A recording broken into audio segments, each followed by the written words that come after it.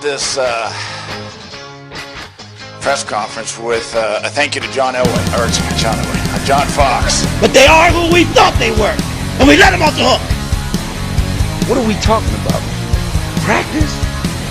We're talking about practice, man. Hello?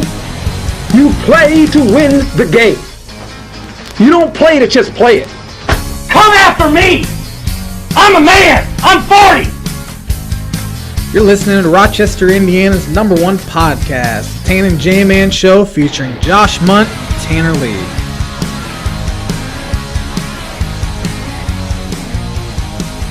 Welcome back to episode 97 of Rochester's #1 podcast, the Tan and J-Man Show, sponsored as it is every week by Frauenfelder Dental Clinic.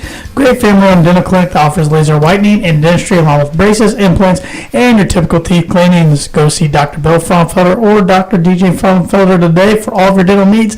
Like them on Facebook and make sure to check out their website, stateoftheartsmile.com. And across from me at the table is my co-host, the man, the myth, the legend, Josh, a.k.a. the J-Man Munt, at MuntDog16 on Twitter for the best Cubs coverage in Fulton County. What's up, J-Man? It's your boy J-Man over here, coming at you with some Birdie Bogey. Birdie Bogey. So, Blake Snell of the Tampa Bay Rays has an ERA of 1.90 with one start left. He has an excellent chance to be the first AL ERA title qualifier since what player to have an ERA below 2? Sounds like a bogey for Tanner right now. The year was 2000, so maybe that'll help you out. I'll have to think about that one. Yeah, Blake Snell is the most underrated pitcher in the game. He's having a great year for the Tampa Bay Rays. And that is Birdie Bogey, brought to you by the Noble Gnome LLC, like it is every week. Noble Gnome is a locally owned, fresh, organic market garden owned by my cousin Bryce Romine and his wife Katie Romine. You can catch them usually every weekend at the Kosciuszko County Farmers Market. Got it right this week. Not the zoo, it's not the fair, it's the Farmers Market. And he's going to be expanding his territories next year. He has all types of stuff. I mean, carrots, corn, radishes, beets, kale, asparagus, Brussels sprouts. What about kelp? Probably. I don't know. You'll have to ask him. I think kelp grows in the sea. I don't know. Yes. Isn't kelp like seaweed? Yeah. But, yeah, it's pretty cool. Like the Noble Gnome LLC on Facebook and follow them on Instagram. Hey, we got a bunch to talk about tonight, J-Man. We got NFL to hit on, college football. Of course, Webby and I already recorded our boiler breakdown. We'll bring that to you in a little bit. We got some Bell talk as Tippecanoe Valley and Rochester set to meet for the 42nd time. Got some Tiger Woods talk and some Ryder Cup. But first, you got a pretty important Cubs report. So let's hear it. Yeah, they reduced their magic number to 5 games for the NL Central. So anyone that doesn't know what a magic number is, any combination of Cubs wins and Brewers losses equaling 5, Cubs win the division. So if Cubs go 2-5, if Brewers go 4 and I think they only play 6 games. Cubs play 7. If they go 3-3, Cubs win the division. So any combination of that, and so they're sitting here pretty because Brewers go to St. Louis where hopefully they'll just beat up on each other, and I'm all here for chaos. I'm hoping there's a 3-way tie in the wild card between the Rockies, Cardinals, Dodgers. So that'd be interesting because then what would happen is Rockies and Dodgers would have to play a 1-game playoff to see who wins the division. Loser of that plays the Cardinals to see who gets into the wild card and then has to play the next day to face the Brewers. So I'm all for chaos as long as the Cubs are not involved in that chaos. The Rockies need the Brewers to take at least 2 or 3 from the Cardinals to keep on the pace of the Cubs, so the Cubs have to play their guys against the Cardinals. Right. That's what the Rockies need to. And the Rockies got to take care of their own business against the Phillies and Nationals. I was watching MLB Network before we did the show, and it looks like the Rockies are missing Aaron Nola and Max Scherzer, so we'll have to face them, so that helps a whole bunch. Yeah, they took care of their business over the weekend against the Diamondbacks, but they got swept in the pivotal series against LA. The problem is the team they're trailing also swept their opponent, the Giants. The Cardinals swept the Giants. Yep. But back to the Cubs. Played pretty well over the week. Went 4-2 on the road in Arizona, and then came home and played on the south side of Chicago and beat the White Sox 2 out of 3 games, which it was the last series, Hawk Harrelson, of his career. He is retiring, and he won't be missed. Nothing made me happier than to see Cubs whoop on the White Sox on Sunday, because he came into the game, and they were asked, obviously, a bunch of questions for the game, and they just asked him, so how are you feeling about this being your last game? He said, not even thinking about that, I'm just worrying about kicking the Cubs' ass. And Cubs just whooped on him, and it was so funny, because in the booth, they were honoring him and giving him like this big, I don't know, it was like a key to the city. The alderman from the whatever ward was there, and he was giving him like a key to the city or whatever. And as this is going on, Kyle Schwarber hits an absolute bomb, 450-foot bomb, and it was just kind of hilarious to see Hawk go from being appreciative to dagnabbit pretty quick. But yeah, it made me feel pretty good to see his last day ruined, because he is the absolute worst. But heading forward, Cubs magic number. We just lost all our White Sox listeners. That's all right. We only had one anyway. Moving forward, Cubs magic number for the division's 5. To clinch a playoff spot is 2. So I think they'll do it this week. I hope so, because if they don't, it'd be pretty bad. But I think they do it by Friday. Could be an explosive Cubs report next week if they don't. It'd be ugly. You know, the Pirates pitching, looking at the matchups, their pitching that they're throwing out there is pretty good. This 4-gamer against the Cubs. So a little nervous, but Cubs have played really good baseball. Aren't you nervous? I'm nervous all the time. I was nervous 2016 when they were winning every freaking game. So just kind of hope they close it out and hope the Cardinals aren't like somehow 2 games out and Cubs have to face them over the weekend. But I think they'll be all right. Yeah, it's playoff picture is becoming clear.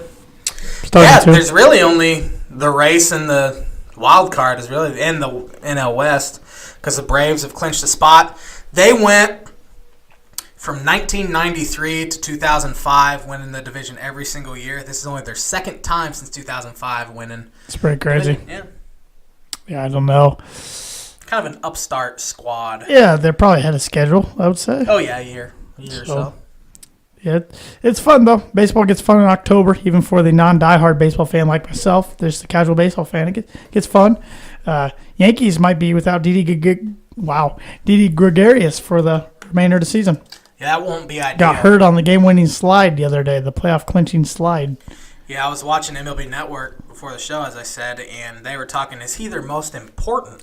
Which it's arguable. He's been out 2 different times this year, and they haven't been the same team without him. Plays shortstop, and he's left-handed, where a lot of their hitters are right-handed, but with Gregorius. Not a good time to get injured, that's for sure. The 42nd annual Battle for the Bell happens this Friday night at Death Valley. Zebras coming off a close win over the Northfield Norse by a score of 14-13. J-Man, we watched the 4th quarter of that game. Rochester was up 14-0 with 7 minutes left. Northfield put the pressure on them, scored, go down 1 point with, I think, 41 seconds left, but instead of just going for a normal 2-point conversion, tried a little trickery doing a fake reverse Statue of Liberty type pass, intercepted by the Zebras in the end zone. What do you think about that play call? I really don't have an opinion on it, but it was kind of stupid. I mean, a little risky, don't you say? Wasn't it a fake field goal for some reason? I thought the kicker lined up like he was going to... It was a fake extra point attempt to go for 2. Fake extra point. Yeah, but why not just line up in your normal formation and count it in? I think they really thought they could catch Rochester off guard. Didn't happen. But the Zebras travel to Valley. The Zebras are the defending champs of the Bell. It's an important game in the TRC, at least in the North, as Rochester is still winning the North. Valley is coming off back-to-back games where they put up a lot of points. They beat Wicklow 2 weeks ago 48-14 and won at Manchester last week 46-25. But the Zebras have a really good defense, so something's got to give there. But, it's one of those things. I don't care when you graduated or anything like that. at least in my opinion, if you're a Zebra graduate, you care about the Tippecanoe Valley rivalry, at least when it comes to the Bell, and you always want to see the kids play well, and in this case, you want to see them defend the Bell. So, yeah, it should be a fun one to watch. At Channel 4, we'll have all the coverage Friday night if you can't make it over to Tippecanoe Valley High School. So I'll probably be tuning into that one. And that leads me to this next week, episode 98. We will be joined by 2 guests. First time ever that we have 4 people talking on one podcast. Rochester native and resident Kyle McLaughlin and Rochester resident Joe Murphy. Both guys are up for the school board, trying to get elected for the school board, getting some new younger blood on the school board. They're going to be sitting on the podcast, episode 98, with us talking a little bit of school board and also talking sports. Kyle's a big Cub fan and Notre Dame football fan. Joe's a big Notre Dame football fan, so all we can hope is Stanford beats them this weekend. No, but they'll be fun to have on. So tune into that next Monday, episode 98. Two guys that are really do a lot for our community and would be a big asset on the school board that are running for school board. So if you have any questions for them, please get a hold of me or Josh, and we'll ask them. So, all right. Dive right into some football, right into some college football. A lot to talk about. But first, here's this week's Boiler Breakdown. Welcome to week 5 of the Boiler Breakdown, and finally, for the first time this season at least, Webby, we can finally talk about a Purdue win. Yes, we can. Yes, we can. And how about that defense? I mean, yeah, that was incredible. I did not expect that sort of performance. I didn't see that coming at all, especially the way the defense performed against Missouri. But maybe all they needed was a team that had a good running attack.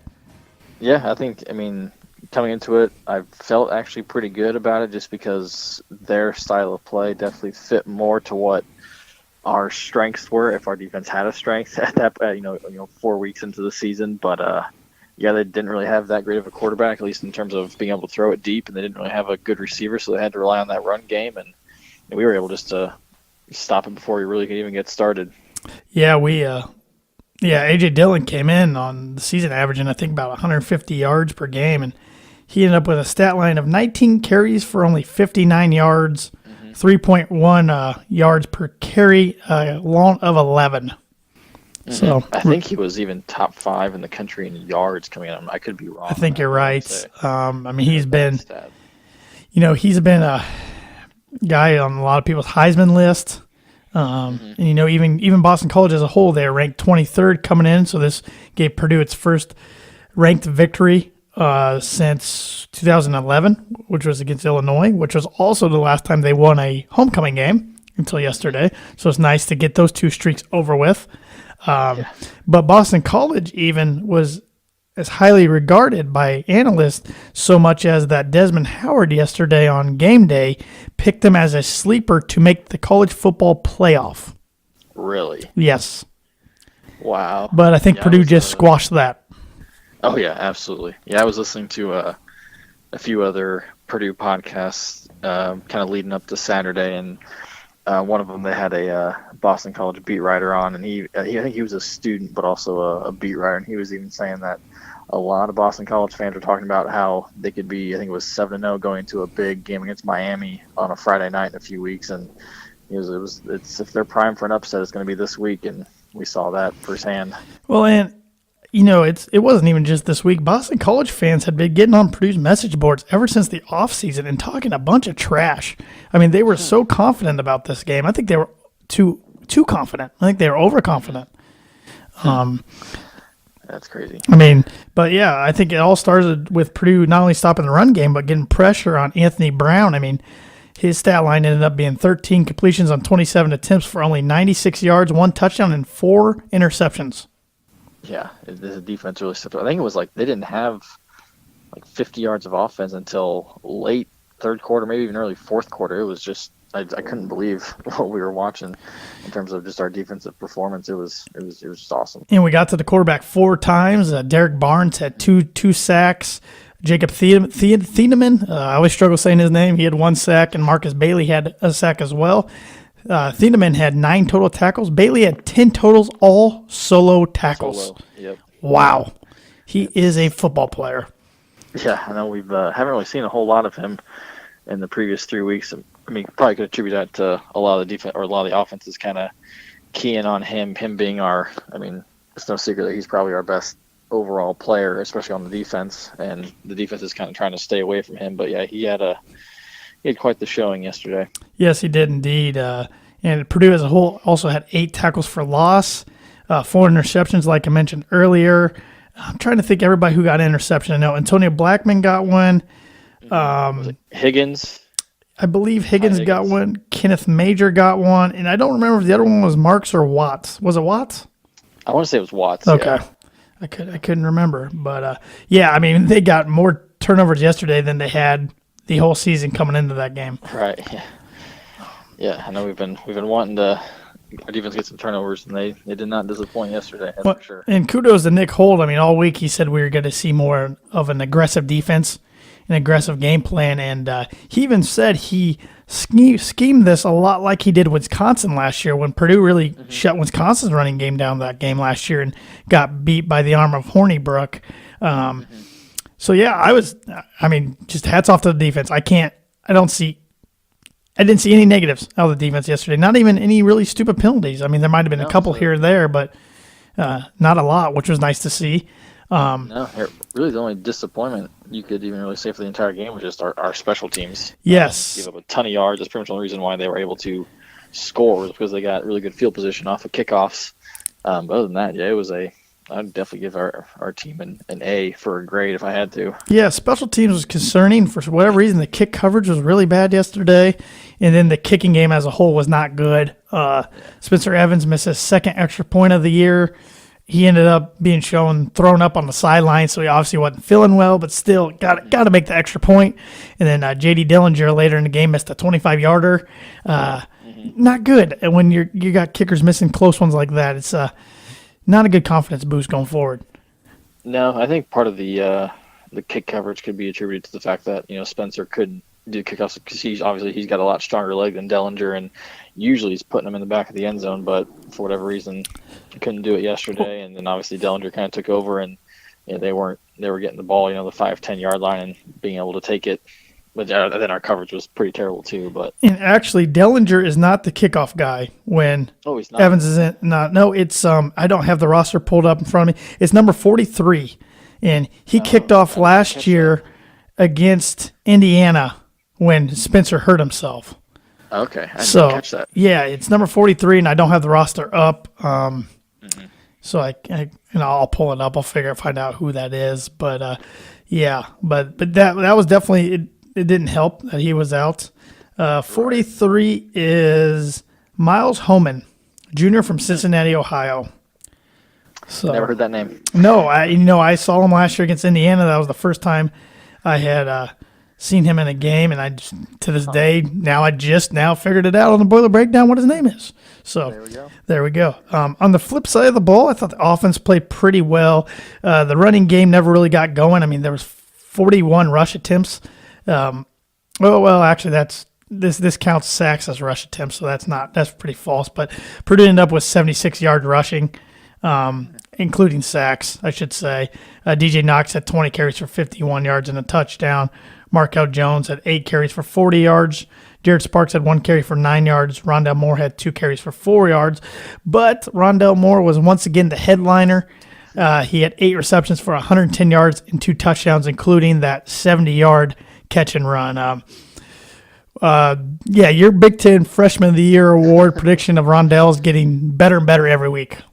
Yeah, I did not think that was I thought I was just taking a shot when I said that after week 1, but hey, I'm right about some things apparently. I mean, he and I don't know how many total yards he ended up with because his kick returns, he didn't get a ton. He had 2 kick returns for 22 yards yesterday and 2 punt returns for 25 yards. Yeah. So, but still, he is fun to watch. I am really glad we got him. Yeah. It shows what a difference a high 4-star recruit can make in the right situation. Because, there's a lot of people, especially when we started out 0-3, criticizing the move. Oh, he should have went to Texas or Alabama or Ohio State or Florida State. They would have been winning. Well, he could have went to those schools, but he probably wouldn't be getting the ball as much if he even if he was playing. He might not even be playing at those schools because they are loaded with talent, whereas Purdue could come in right away. He gets the ball more than anybody every single game almost and takes full advantage of it. And he is fun to watch. He's making difference. And then other receivers yesterday, Isaac Zico had another good game, 6 catches for 84 yards. Terry Wright had 2 catches for 40 yards and a touchdown. Bryson Hopkins, 3 catches for 30 yards. Cole Herdman, 1 catch for 24 yards. And Jared Sparks, 1 catch for 8 yards. Yeah, it was kind of nice to kind of see the tight ends be a kind of a nice little focus, especially in the start. I believe if our tight ends really kind of help us move the ball. Yeah, Start of the game. It's nice to look for them, especially on third down, and that's something that they kind of started with in the Missouri game, and they kept it going this week. So hopefully that's something that continues all year long because that really helps open up the rest of the offense. Absolutely. What was your evaluation of David Blau? I thought it was pretty good. I know he got sacked 5 times. Obviously, that can be a combination of him holding on the ball too long, but also just lack of protection. He's 21 for 28. It's 75% completion percentage, 296 yards, 3 touchdowns, 0 interceptions. Obviously, that is huge. It's just not turning the ball over. So I was pretty happy with them. Nothing. I don't think really did anything too flashy. Obviously, that Rondale touchdown was 98% Rondale. Doing what Rondale does. But yeah, I mean, biggest thing when I look for David is just take some shots down the field, but more importantly, just don't turn it over because our margin for error is so slim that if he can just kind of control it, usually I like our chances. Yeah, I thought he played good again. One stat I really liked was his average completion was 10.6 yards. I like that a lot. He did have 1 fumble that he lost, as did Isaac Zico, but those were our only 2 turnovers. One thing that makes me nervous about David, and it goes back to taking the sacks, which some I think are a combination of his fault and some the offensive line. I'm afraid he's going to get hurt one of these times because he does take some big shots. And I guess if he does, eventually whenever Sindelar's healthy, which it sounds like, he was throwing warm-up passes, but I still don't think he would have been able to play yesterday. As he didn't practice, I don't think this week, but maybe next week. We still don't even know what the injury is. I'm speculating it's got something to do with a shoulder maybe or something upper body. I don't think it's a lower body injury, but if that does, and hopefully it doesn't, happen where Blau gets hurt, it would be nice to have Sindelar back, a guy who's experienced and can come in and offense hopefully not really miss a beat. Right. Yeah, I know David was taking a beating back there. I was kind of hoping that, especially because we were up so much, we were up 30-7 at one point. I was kind of hoping we would see maybe Nick Sipe come in for a possession or two just to kind of give David that break and avoid those late game injuries, but that didn't happen. But yeah, you just hope he can stay healthy. Yeah, and then like I said, I think it just a lot goes on the line, and he is a smaller guy, so he's just got to take a lot of shots. But I thought, just big kudos and hats off to Jeff Brom and his staff. No matter how the season ends, they showed the ability to have an 0-3 team play hard and dominate a ranked team, and I think that just shows you the amount of poise, confidence, and ability this coaching staff has.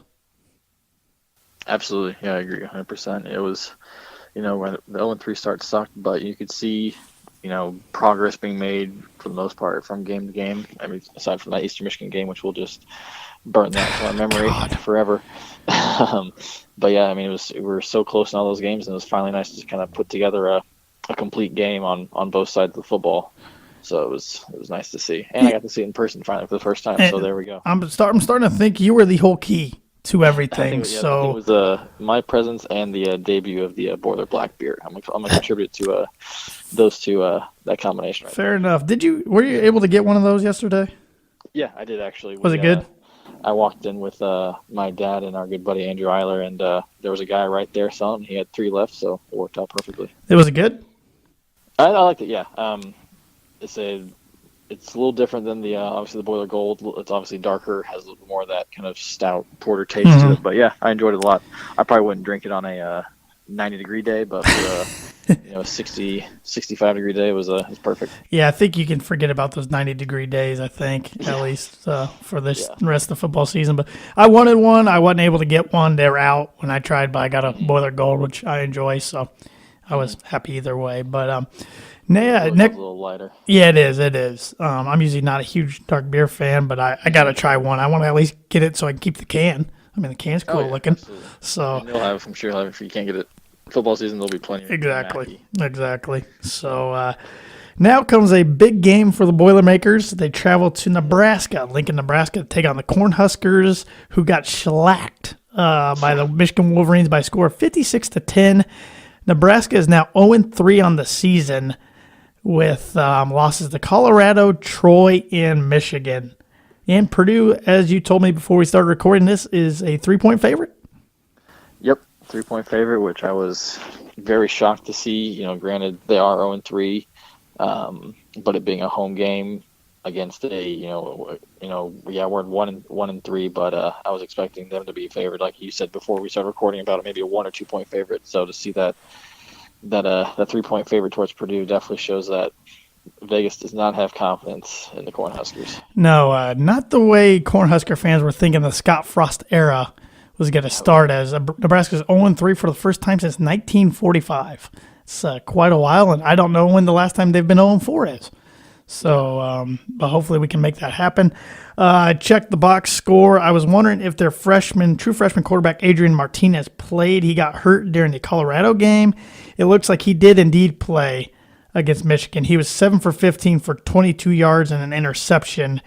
Andrew Bunch was 6 for 9 for 71 yards. Okay. Yeah, I was hearing, I think it was the week leading up to this past week, that if he didn't play this week, he was definitely probably going to be able to play the Purdue game. So yeah, so it looks like he will be able to play. I don't know if we'll see only him or a combination of both, or what's going to happen there. Yeah, I don't know much about Nebraska. I know obviously we'd love to get revenge on them for the game that they stole at Ross-Ade last year. Kind of looking at their box score for the Michigan game, which they looks like they could not run the ball. Yeah, they couldn't do much of anything, it looks like. No. Yeah, they had only one guy above 50 yards receiving, and yeah, that's about all I'm noticing. Yeah, I'm not very familiar with their team, even though we played them last year, and of course we play them every year since they're in the West. But I do remember when we went there 2 years ago, David Blau had a really good game. It was just one of those games where Purdue played well for 3 quarters and fell apart in the fourth. Yeah. It's kind of I remember that was right after Hazel was let go, and it was That's right. Playing hard, but That's right. Didn't have the depth. I mean, pretty much as the whole second half of that season went, was we'd play hard for a half or 3 quarters, and then just lack of depth. Yes, was our downfall usually in the fourth quarter and caused us to lose all those games. But yeah, I don't really know a whole lot, but I'm sure they'll be hungry for a win as always, it being a home game and another Big Ten opponent. So it definitely won't be an easy one at that. No, it's going to be a hostile environment. I mean, first road game too for a lot of our players. But it's one Purdue has to have. I mean, you look at this game, they got an opportunity here. Then they have a bye week to rest up and get a little healthy, and then they go at Illinois, which looks like a winnable game. Say you get both of those games, then you're 3-3 heading into a home matchup with the Buckeyes. Yep. I mean, that would be. I would be feeling pretty good in a couple weeks if we're sitting there 3-3. Absolutely, especially the first 3 games. Yeah, I mean, it's 3-3 going to Ohio State would be awesome. I never thought we'd be 1-3 after the first home games. First 4 home games. If so, I thought it would be beat Eastern Michigan, lose to Northwestern, Missouri, and Boston College.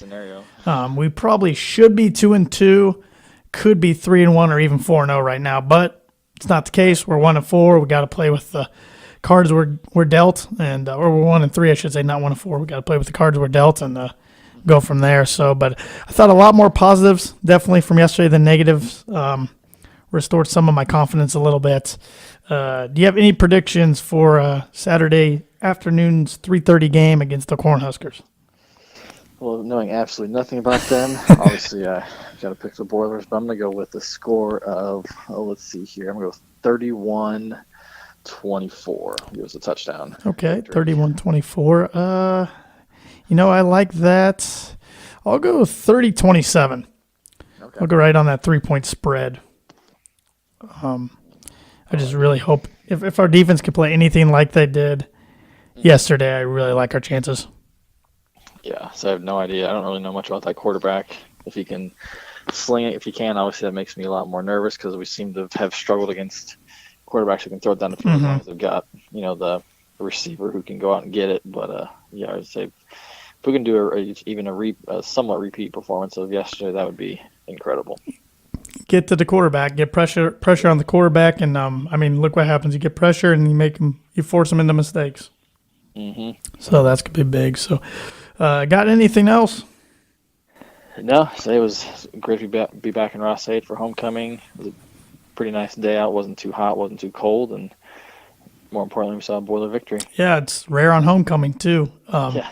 I do have one quick question. I know we won't cover it too much because it's not quite basketball season, but I did want your opinion on this. The Blue Ribbon, it's a basketball magazine, I believe. They came out with their preseason top 25. Had the Boilermakers ranked 19th. Thoughts on that? Wow.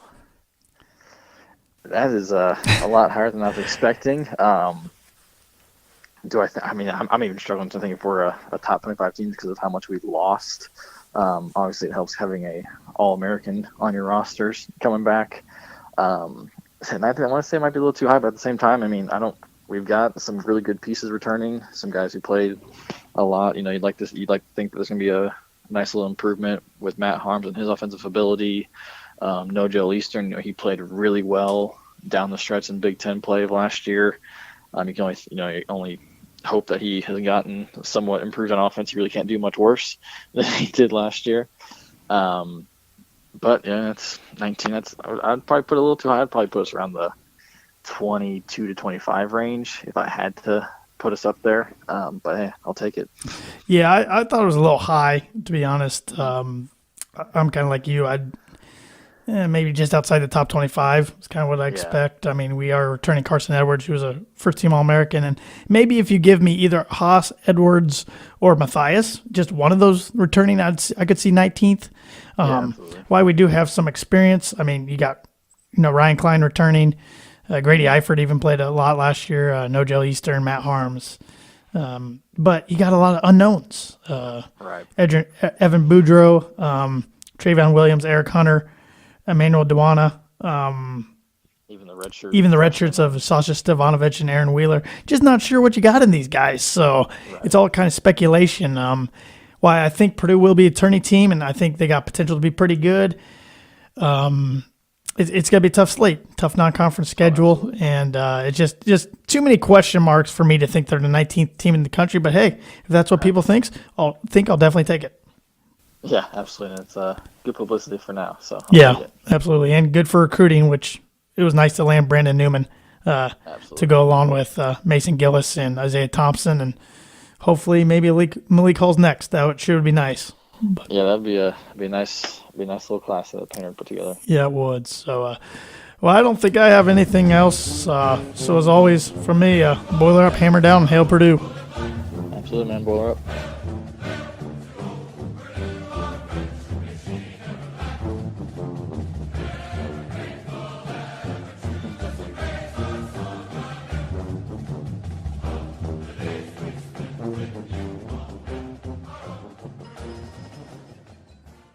Boilers got the W and got J-Man's book of prediction of the week correct. So one time I was rooting against myself. They reversed the curse, J-Man. Yeah. Reversed the curse. I'm excited to see what your book is going to be this week. I'm going to have to come up with one because I am not prepared for it yet. Why does that not surprise me? I never am, and I usually throw something. Well, are you ready to predict some games at least? Let's do it. Are you ready for that? All right. We'll start off in the Big Ten. If I get my phone up here. All right, Big Ten games. Central Michigan at number 21, Michigan State. Michigan State's a 28.5-point favorite. Central Michigan struggled against... They lost to Kansas. Well, yeah, but they struggled last week, and I forget who they played. It was a non-Division I school, but I think Michigan State wins fairly easily.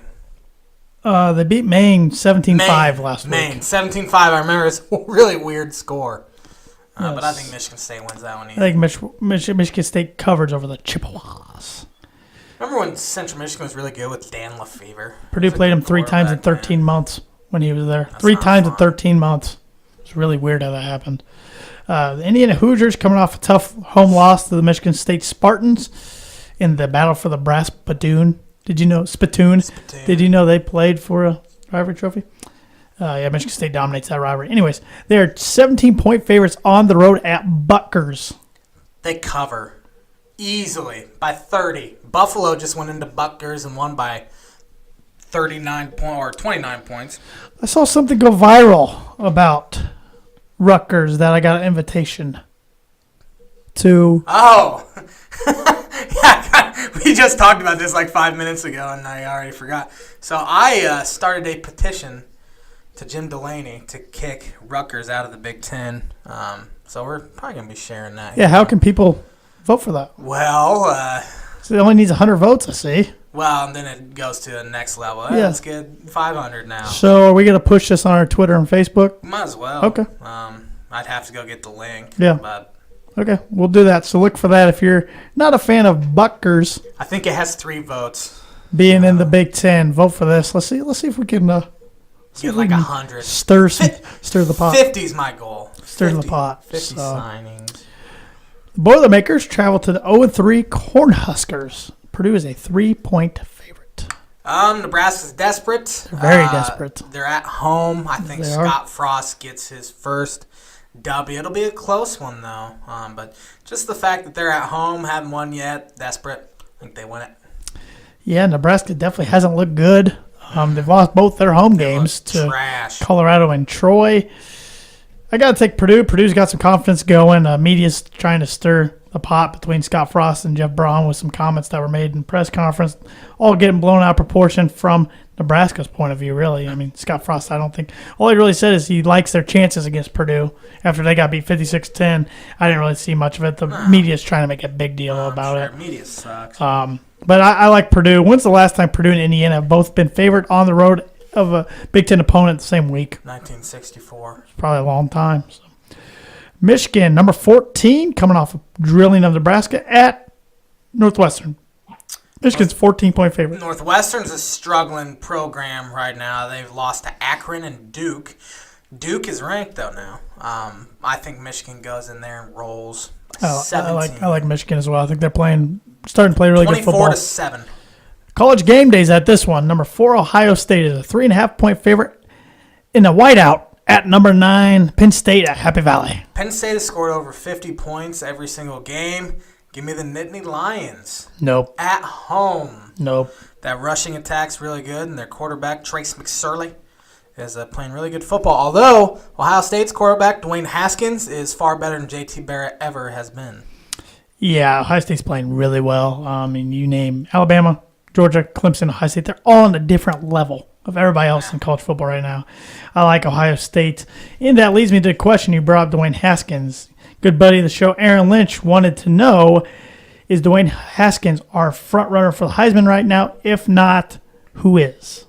It's a really good question. Really good question. It has to be up there. Tua from Alabama is playing really good football. But probably right now, it'd probably be Haskins.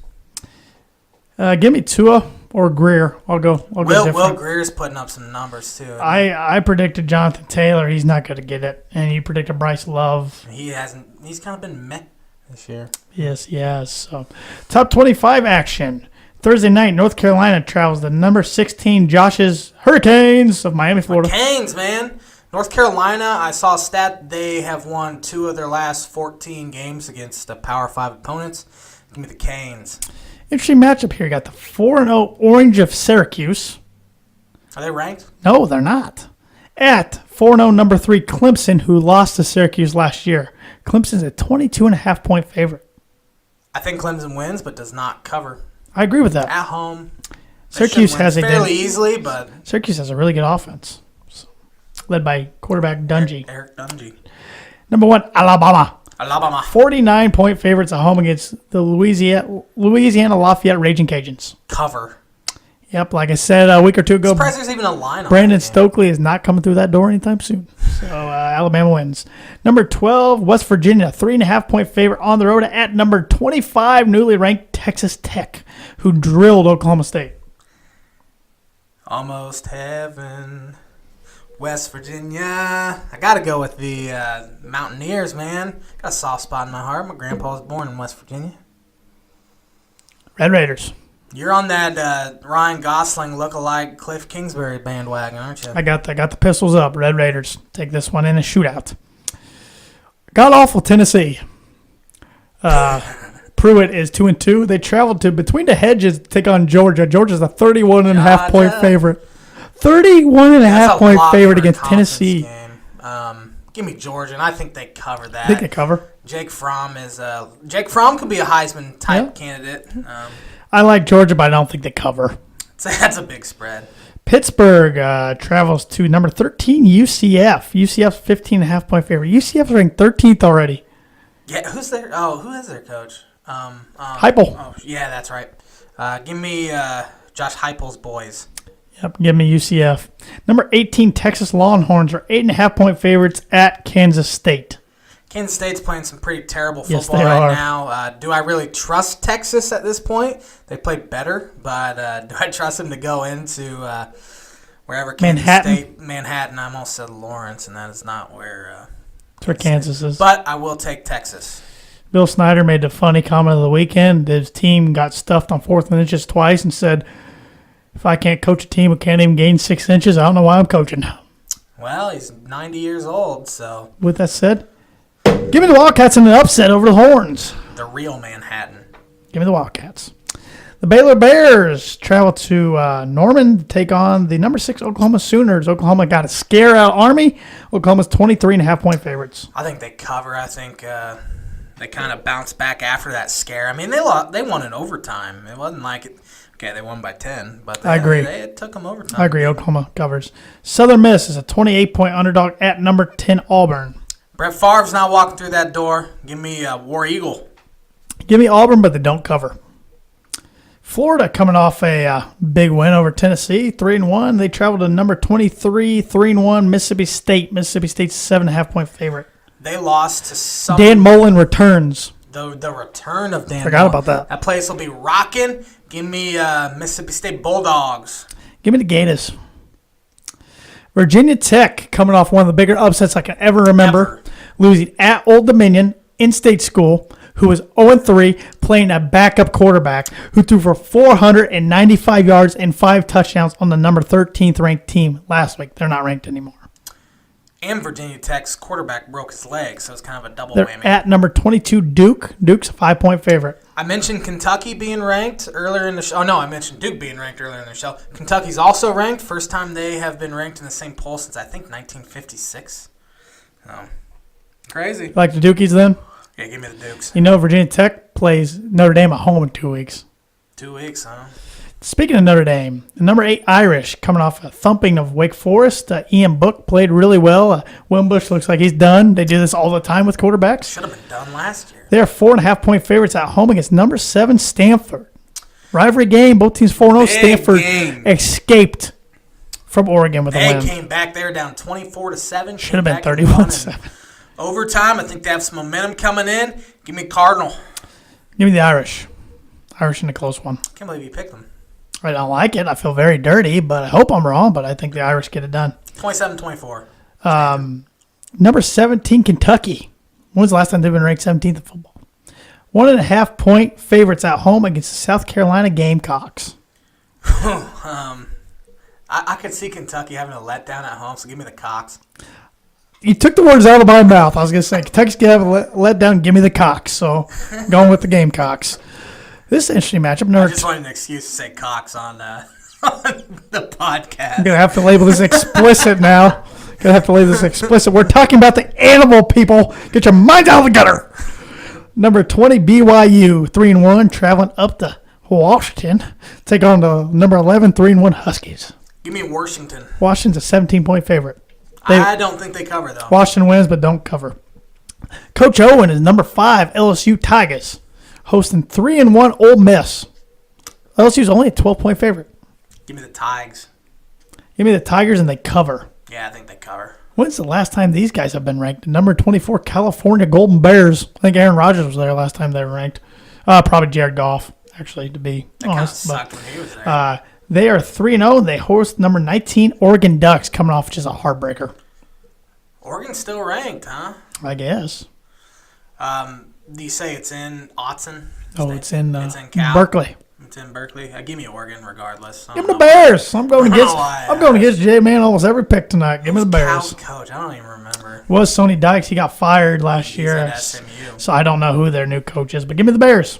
So, any other thoughts? Any big winners or losers we didn't talk about at all for college football? I think we already kind of talked about every team that won and lost. Iowa had a chance to put Wisconsin away at home. Kinnick at night. I picked them. I picked the Badgers by 3. Yeah. Yep. I picked, Old Dominion. That was incredible. But big loser. And Arkansas got whooped. Arkansas? Yeah. They lose to? Auburn, but I'm just saying they're awful. For a Power 5 school, they're really bad all of a sudden. So. Just 10 years ago, they were really good with Darren McFadden, Felix Jones. Yep. So. NFL. Yeah. But before we talk about this upcoming week's game, we have a game tonight that will be starting here in about half an hour during recording this. Tampa Bay Buccaneers are 1-point favorites at home against the Pittsburgh Steelers, who have a little bit of drama. Fitz magic. Yeah, they do have some drama. Le'Veon, I think he's played his last game as a Steeler. I read today the Jets have some interest in him. Watch out for the Colts. I could see the Colts being a possibility as well. And now with the whole Antonio Brown situation, I don't really know what's going on there. It's just kind of a weird situation. But with all that said, I think Steelers get it done. They haven't won a game yet. So you got Steelers coming out of this one at 1-1-1. Steelers coming out 1-1-1. Fitzy is 48 for 61 for 819 yards, 8 touchdowns, and a pick. Everybody really wants to give the MVP right now to Patrick Mahomes. Fitzy tears it up tonight. Give me Fitz magic. Bucks go 3-0. They already said he is starting when Jameis comes back. Good. So, give me Fitz. I'm all aboard the Fitz train. Jameis played his last game in Tampa Bay. I said a week or two ago this is his last season in Tampa Bay, and I'm sticking to that. So you think it'll be his last game, or do you think he gets If I am San Francisco, I do everything I can to try to get him. You know, that's a good point. I didn't even think about that. I do everything I try to Jimmy get G, named today, tore his ACL. Too bad, man. If They're they done. want any hope of going to a playoff spot, Jameis Winston could be a possibility, but do they really want that headache? Kyle Shanahan's a great offensive mind, but he can only do so much for Beathard. You're not winning with C.J. Beathard. Nope. So, under center. before we get into predicting these games, if you're new to the podcast, this year I'm not really covering the Broncos too much because I do an Orange Weekly post-game podcast, which I recorded earlier. I've got to get up tonight.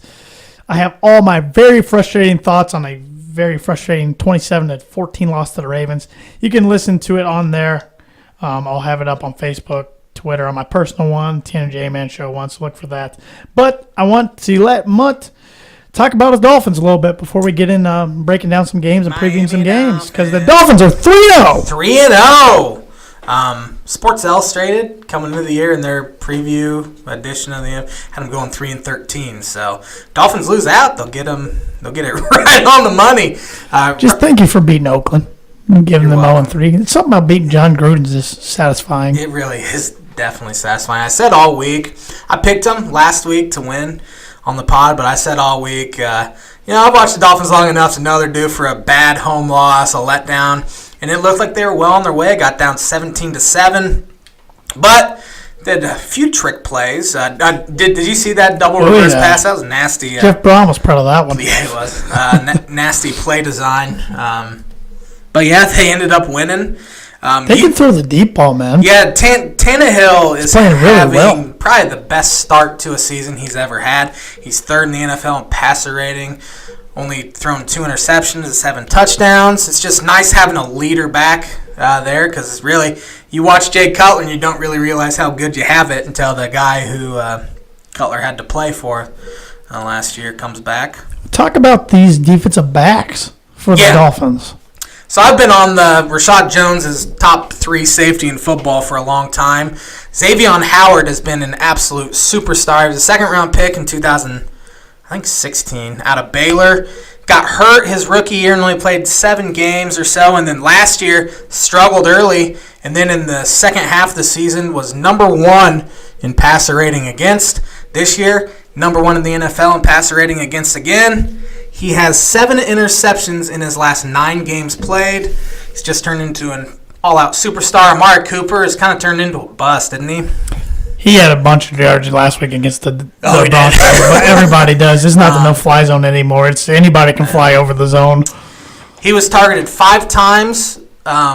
Xavier Howard was. Oh, no, he was targeted 7 times. 5 times against Amari Cooper. Gave up 2 catches for 17 yards on the day and had 2 interceptions. He's just turned into an all-out star, and they needed a number 1 receiver because they really haven't had one since probably Sam Madison back in 2003. But defense is making plays. You said last week, I don't know if you said it on the pod or we were just talking, that Raiders look really good in the first half when they script their plays, and then after that, they have nothing. And every week, it's 3 straight weeks. Couldn't be more true. They are getting outscored by, I want to say, 34 points in the fourth quarter. They scored their first fourth quarter points of the season yesterday, and it came on a field goal with 20 seconds left to cut the deficit to 8, so you can't really even say that was worthy of even being mentioned. But Dolphins are playing really good football. They lost their best defensive tackle to a torn ACL yesterday because he was trying to prevent getting called for a roughing the passer because of those bullcrap new rules that Clay Matthews keeps getting called for roughing the passers on. So he's trying to avoid landing his whole body weight on Derek Carr and tried to roll over. His foot caught. Tore his ACL. NFL needs to fix it. Players are pissed off. Fans are pissed off. The NFL did so well with the catch rule now, and then, of course, they have to do something that just makes everyone hate it again. And this thing, and I'm totally with you. They got to fix this, but to the NFL's credit, they're kind of in a bind because they're getting yelled at by all these old players and the Player Association and everybody about the safety of the game. Right. So they try to implement something they think will make it safer, and it's just totally backfired. Well, the landing on, you can't do that mid-play when you're going 1,000 miles an hour. My problem is, if you watch the Redskins-Packer game, there were hits that were harder than that. Mm-hmm. And for some reason, they got it out for Clay Matthews right now. I don't get it. But I don't like Clay Matthews. Yeah, in the helmet rule is the one I was worried about after the preseason. Haven't seen it in 3 weeks. At all. But this one is bad. They got to fix this. Yeah, I get if you give a blow to the quarterback's head or whatever. Do like a rock bottom. Yeah. But when you're hitting them right in the chest, textbook tackle. I agree. How are you going to roll over when you're in midair to prevent landing on the quarterback? I agree. It's crazy. I agree. Local teams real quick. Bears had a 16-14 win that saw the debut of Josh Rosen by the Cardinals. Let me talk about the Bears a little bit. Yeah, go for it. As John Gruden said, hindsight's 50-50. It's not even a phrase. But hindsight's 20-20. But it sure does look like the Bears royally screwed up, taking Mitch Trubisky over Patrick Mahomes and Deshaun Watson, really. Trubisky just doesn't look like a franchise guy right now. Of course, he's inexperienced and all that. But just watching him, he just does not look like a very good quarterback. And I think they screwed that one up. But got the win because their defense is really freaking good. Really the Cardinals are trash. And It just looks like the historic Bears. Good defense, bad quarterback. That's kind of been their MO. What's the Cardinals coach's name? Wilkes. Okay, yeah. I don't know his first name. Came from Carolina. What was he thinking? Sam Bradford sucks, and he sucked the whole game. But what was he thinking benching Sam Bradford and letting Rosen make his debut in a close game with 5 minutes left? Why not put him in at halftime or at the end of the third quarter? My comment on that is Mike McCoy's our offensive coordinator, and that's all you need to know. Yeah. No, I thought it was a tough spot for the kid, but he got announced starter today. So now Baker's got announced starter today. Rosen, Allen, Darnold.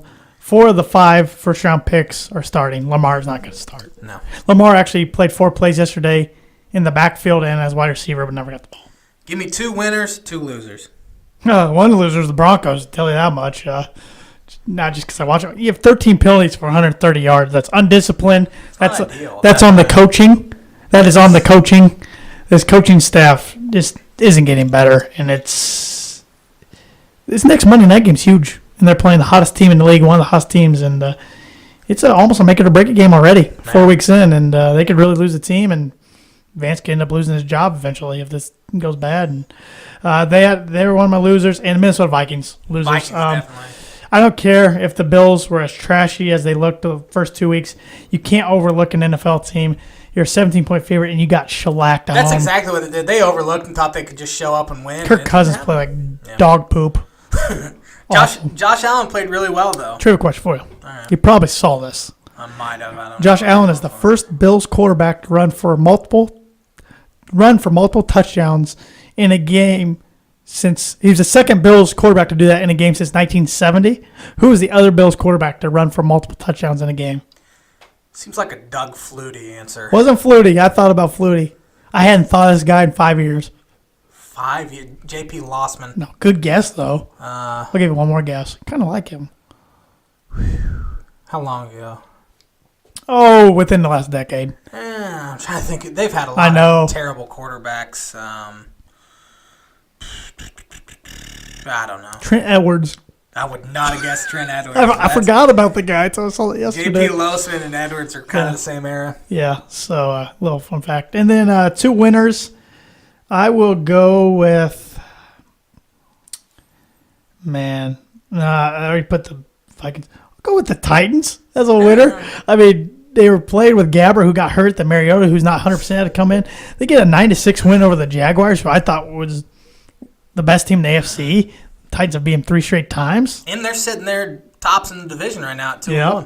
And then I'll give a winner to the Lions. Last night on Sunday Night Football, they're 0-2. Matt Patricia gets his first career win over his old boss. Really dominated the Patriots. Pretty impressive. Yeah. My 2 losers, I was going to have the Vikings there. My other one is the Jaguars. Coming off a huge win over New England, everyone's crowning them AFC champs, and Blake Bortles does what Blake Bortles does. He was terrible yesterday. How do you lose a game at home to a team that started Blaine Gabbert at quarterback, and then he got hurt? Marcus Mariota does not have full function in his right hand, and you lose at home 9-6. Blake Bortles is a terrible quarterback, and that's why no one will ever take him seriously. Winners, Cleveland Browns, winning their first game in 635 days. Mayfield. Baker comes in, plays really well, was named the starter for the rest Moxie, of the man. He just slings it. I don't know what Hugh Jackson saw for the previous 4 months that could possibly tell you Baker shouldn't have started. Made a lot of people happy with some Bud Light in their system Thursday night. Free Bud Light. Free Bud Light. It's the best kind. It is the best kind. It's about the only Bud Light I'll drink. Me too. It's free. It is the only. I'm not buying that crap. Other winner, I'm trying to think of a winner. I'm going to throw out Dolphins just because they're a full 2 games up in the AFC East. This next week's huge. Next week's huge against New England. I absolutely hate the fact that New England has looked just terrible here the past 2 weeks, and the Patriots have not lost 3 straight games in 16 years, and I just don't see it happening on Sunday. Something's got to give eventually. Yep. You know what? I haven't done my bucket yet, so this will be the J-Man's bucket prediction of the week. I do not think Dolphins go in there and win, so I am picking New England, and you can book that one. I'm hoping the J-Man's curse is back, though. So I'm kind of reverse psychologying. I like it. Book it this week. I like it. You ready to predict some games? Do it. But I guess right before I predict some, I talked about the Bears. Colts lost 20-16 to the Eagles. Real close game. Colts probably should have won. They had every chance. Is looking fairly well. They just offense couldn't get in the end zone. They kept selling for field goals. I don't think Andrew Luck's 100% healthy. Why I say that is on the last play of the game, which was only a 54-yard Hail Mary attempt or so, they had to bring Jacoby Brissett in. That tells me Luck's shoulder is not 100%, but and he's doing okay, but he's just not himself. Did he throw for 100 yards yesterday? Because he was at like 16 for 27, 80 yards, like late in the fourth when I kind of looked at his stats. 25 for 40 for 162. Yes, one touchdown, 0 picks. They're not letting him throw down the field. That's barely. He had 1 run for 33 yards. That's only like 4 yards an attempt. So yeah. Which the weather was really bad. Was it? It was a downpour in Philly, just like it was in Baltimore yesterday. Why'd they throw 40 times then? I don't know. But Carson Wentz didn't look sharp in his return either. But The J-Man's, we always forget to do this right afterwards, Yes. but the J-Man's Booger Prediction of the Week is, as always, sponsored by Indiana Farm Bureau insurance agent Travis Watchering. All right, let's pick some games, Let's do and then we'll start wrapping this thing up. Good Thursday nighter this week. Minnesota at LA Rams. Rams are looking like the best team in football. I think the Rams win by double digits for the fourth straight game. They're 6.5-point favorites. I like the Rams, and I like them to cover. Cincinnati Bengals travel to Atlanta Falcons. Falcons coming off a heartbreaking overtime loss to the Saints. Falcons are 6-point favorites. I think Falcons roll fairly easily. I think Bengals are kind of in that, all right, here we go again. We're going to go 5-11. Tampa Bay, who of course plays tonight against Pittsburgh, they travel to Chicago where the Bears are 2.5-point favorite. Give me the Bears, man. They're going to be 3-1 here. Fairly easy schedule. Should be 4-0. Should be 4-0. I like the Bears here as well. Detroit coming off a nice win last night, going to Dallas to play a 1-2 Cowboy team that just hasn't looked good. Jason Garrett, this will be his last year in Dallas. You can book that one. He might not even make it past the midseason. Give me Dallas just because they're at home. Yeah, I like that too. Can Buffalo do it again? They go at Green Bay. Green Bay's 10-point favorite. No, Green Bay wins that one. I think Green Bay wins as well, but they did not look good at Washington yesterday. Terrible. Aaron Rodgers does not look healthy. And NFC North is an interesting division. It is. Houston Texans. Tanner's prediction to win the AFC. 0-3. They travel to Indianapolis. Colts are a 1-point favorite. Only 1 point, huh? It is a house of horrors for the Texans. It Lucas is. Oil is. They just didn't beat the Colts barely at all when they first came into the league. Give me the Colts at home. This will be Bill O'Brien's last year in Houston. I think both Texas teams will have new head coaches. I agree with everything you said. New York Jets traveling to Jacksonville, who's going to be a little mad. Jacksonville's 7.5-point favorite. Give me Jacksonville by 10. I like Jacksonville. It's a tough as well. defense to go up against when you're a rookie. You already predicted this game. The 3-0 Dolphins traveling to the 1-2 Patriots. Patriots are 6.5-point favorites. See, Dolphins still get no respect even when they're 3-0. I think Patriots win. I'm going to go 27-21. Yeah, I think Patriots win a close one. The Eagles, 3.5-point favorites on the road at Tennessee. I think Eagles win that one. Wentz kind of looked a little rusty on Sunday, but I think getting that first game out of the way will help him. I really hate that we're agreeing on everything, but I seriously can't find a game to disagree with you, so I'm taking the Eagles. The Seahawks, 3-point favorites at Arizona. First career start for Josh Rosen. Give me the Cardinals Yeah? at home. There's our disagreement. I'll take the Seahawks. You know, I did it just so we could Yeah. disagree because I figured you're going to take Seahawks. The Brownies, Baker making his first road start at 0-3 Oakland. Oakland's 2.5-point favorite. Give me the Raiders. I think Johnny Chucky Gruden gets her done. Just because the Browns won a close one at home to a bad Jets team doesn't mean they're this great team. I should pick the Raiders because I actually think they'll win, but I'll pick the Browns because I hate the Raiders, and I want to disagree with you again. So, San Francisco, who is without their boy Jimmy Garoppolo, at LA Chargers, who are off the disappointing 1-2 start, but the Chargers are 10.5-point favorites. I think they cover. I just don't think It's going to get ugly. 49ers can score enough points. New Orleans Saints coming off a nice win yesterday. The 3.5-point favorites on the road at New York Giants. Giants looked fairly well yesterday. They have decent offense. When Eli's playing like he did yesterday, they can win ball games, but he just doesn't do that anymore. But give me the Saints. I like Saints as well. In an NFC North rivalry for Sunday Night Football, Baltimore is at AFC North. AFC North. Did I say NFC? I meant to say AFC. Baltimore is at Pittsburgh, who's a 3-point favorite. Give me Pittsburgh. I like Pittsburgh at home.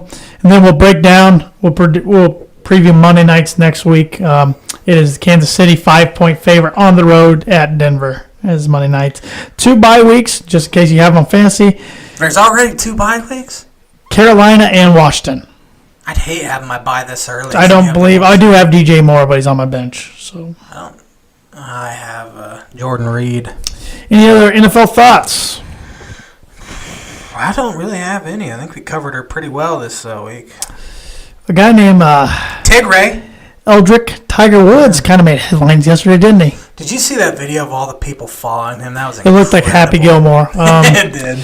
All right, this is a tough segment for me to talk about because I am not a Tiger Woods fan besides when he's plays in the Ryder Cup, which is this week. I've just never cared for him. But what he did yesterday was pretty special. I even tried to downplay it in my head. Oh, he only won a 30-man tournament. This isn't a field of 70-some, 80-some, 90-some.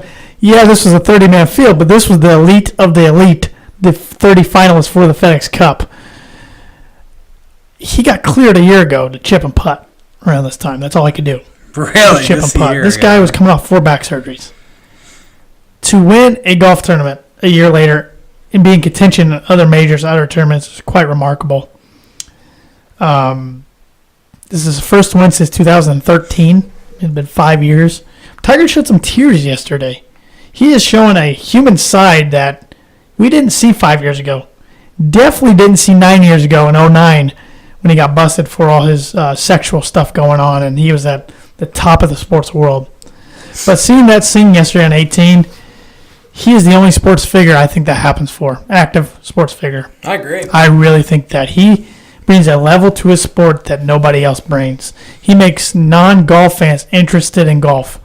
And that was, I think the NFL still had high ratings yesterday, but that was right up there when they knew Tiger was going to win. People were tuning in. And definitely helped that 3 games were on at the same time were kind of crappy. Yes.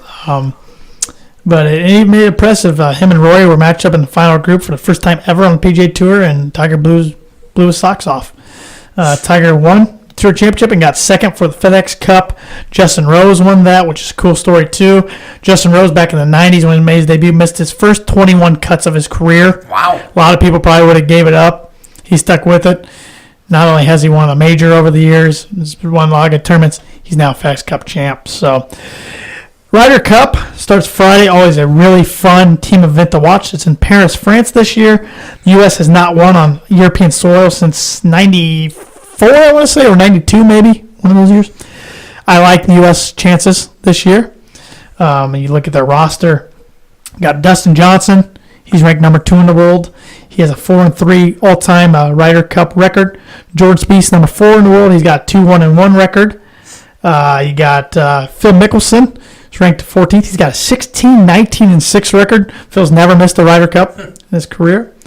Got Patrick Reed, who's ranked number 8th in the world. He's 3-0-1. Captain America, as he's called. You know he'll get those European fans booing against him. You got, let's see here. No, these are not the right world rankings. I am on the wrong year. Nice. Those guys are all on the team, but I'm on the wrong year. I'm on the last Ryder Cup because I saw Jimmy Walker on there. I'm like, Jimmy Walker is not on the Ryder Cup team. But, okay, those guys are on the Ryder Cup team, the one I mentioned. Tiger Woods is on the Ryder Cup team. He's playing really well, of course, as of now. Bryson DeChambeau was the hottest player in the world a couple weeks ago. Kind of struggled there in the FedEx Cup. He's on the Ryder Cup team. Tony Finau, Ricky Fowler, Webb Simpson, Justin Thomas. He's a newbie in the Ryder Cup. Brooks Koepka, Bubba Watson. And that rounds out the U.S. team. So, I see Josh shaking his head over there. I think Josh has even heard of a lot of these guys. As for the European team, I am trying to find what their roster looks like.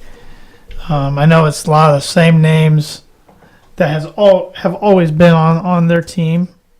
Now I got the European roster in front of me, so I don't have to keep guessing. Paul Casey, Tommy Fleetwood, Sergio Garcia, Terrell Hatton. He's one I wouldn't have thought of off the top of my head. Rory McIlroy, Francesco Molinari, Alex Noren, Thorburn Olsen, Ian Poulter, John Rahm, Justin Rose, and Henrik Stenson. So it's a tough European squad. I think they made a few mistakes. The captain's picks, I wouldn't have taken Sergio Garcia. I would have took Thomas Peters instead. Why not? Yep. But I like the U.S. to retain the cup and get their first win on European soil since the early 90s. Fortunately, if you want to watch it, you got to get up real early because I think coverage on Friday and Saturday start at 2 a.m. And then I think Sunday's like 6 to 1 or 5 to 1 or something like that. But Ryder Cup's always fun. It is an event you can boo golfers and get away with being rowdy as a fan. So it's pretty fun. So, all right. Speaking of golf, Birdie Bogey. Sponsored by Noble Gnome. Speaking of golf, I don't have a golf question for you. Birdie Bogey is a golf term. It's related to golf. So It's Monday. let's do it. I kind of forget what the question is now. Blake Snell, Not related to Tony Snow. ERA of 1.90. If he finishes below 2, he'll be the first American League pitcher to have an starting pitcher to have an ERA under 2 since what pitcher? 2000. Pedro Martinez. Pedro Martinez is correct. Give me a birdie!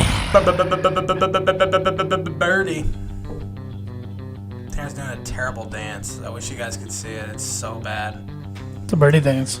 That was episode 97 of the Tan and J-Man Show. Follow us on Twitter at Tan and J-Man Show. Follow us on Instagram at The Tan and J-Man Show. Streaming on SoundCloud, iTunes, TuneIn Radio every Monday night. Hope you guys have a good week. And I know I forget something. What did I forget? Subscribe to our YouTube channel, please. Subscribe to our YouTube Check out our website, Tan and J-Man Show. And you can listen to the podcast also on Google Play. We will be joined next Monday by Kyle McLaughlin and Joe Murphy, who are running for school board. Almost said student council. They're running for school board. J-Man needs to go home and go to bed, everybody. Speaking of that, hope everybody has a great week. And we'll see you next Monday on Rochester's #1 sports podcast, The Tan and J-Man Show.